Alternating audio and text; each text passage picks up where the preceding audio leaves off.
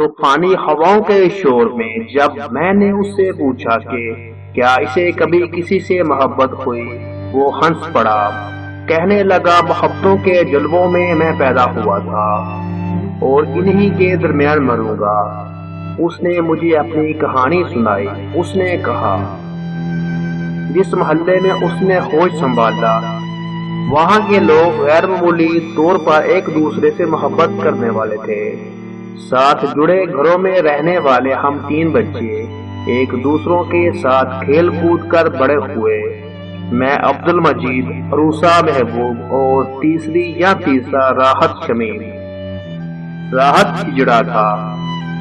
بچپن میں جب ہم ساتھ کھیلا کرتے تو ہمیں مرد و زن کی تفریق کا علم بھی نہ تھا۔ ہم تینوں بہت اچھے ماں باپ کی اولاد تھے۔ میں اور عروسہ ہم عمر تھے۔ راحت ہم سے 2 برس چھوٹا تھا۔ جب راحت پیدا ہوا تو میرے اور عروسہ کے والدین نے یہ فیصلہ کیا کہ نئے مہمان کو کبھی یہ احساس نہ ہونے دیا جائے گا کہ اس میں کوئی کمی ہے۔ اپنے اس عہد پر وہ قائم رہے۔ مجھے اور عروسہ کو خاص طور پر راحت سے منوس کرایا گیا۔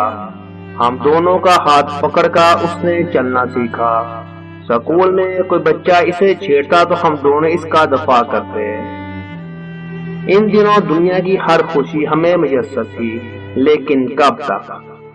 ایک روز ہمیں بڑا ہونا تھا، زمانے کے تخت حقائق سے ازما ہونا تھا۔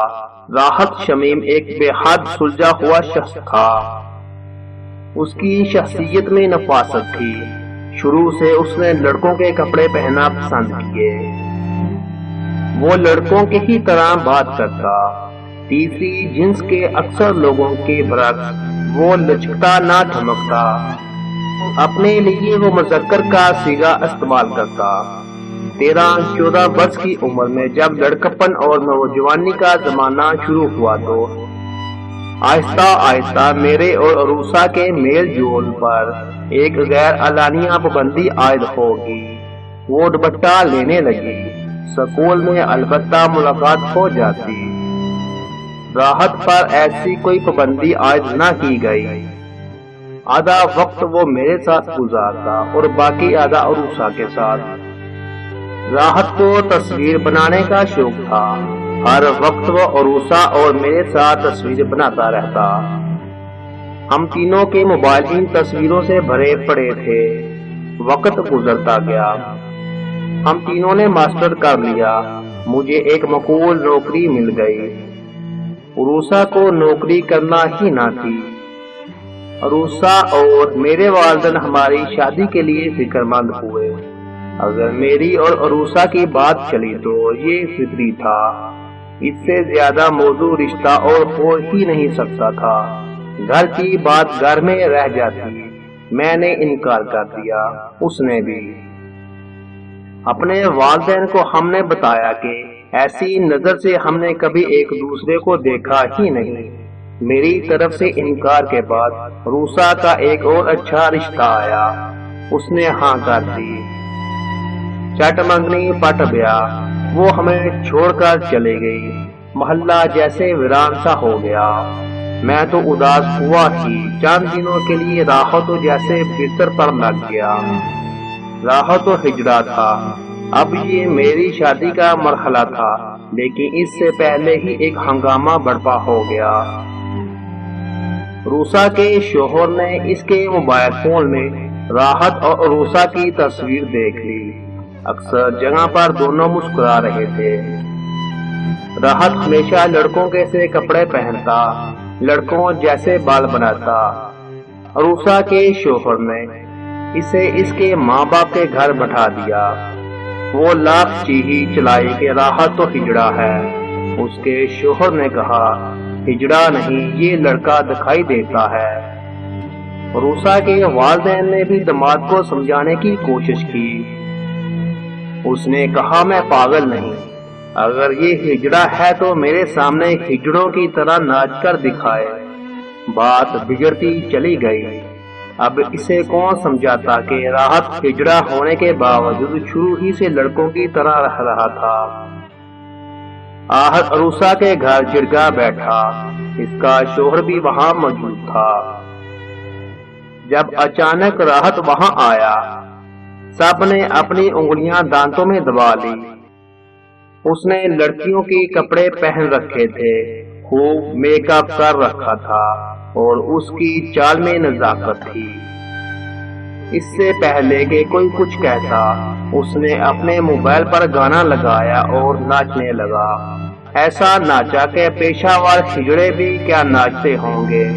नाच नाच कर वो पागल हो गया। सब पत्थर की तरह साकत बैठे। आखिर मोबाइल खामोश हुआ तो उसने अरूसा के शोहर से कहा, जीजा जी मैं जन्नत की चिड़िया हूँ और अरूसा तो मेरी सहेली है, गुस्सा जाने दीजिए। वो हंस पड़ा और अरूसा को साथ ले गया। वो तो चले गए। इस रोज मोहल्ले में सब देर तक रोते रहे। शुरू से राहत लड़कों की तरह हमारे साथ रह रहा था। लात के जबर ने जब इसे नाचने पर मजबूर किया तो हमारे दिल जख्मी हो गए।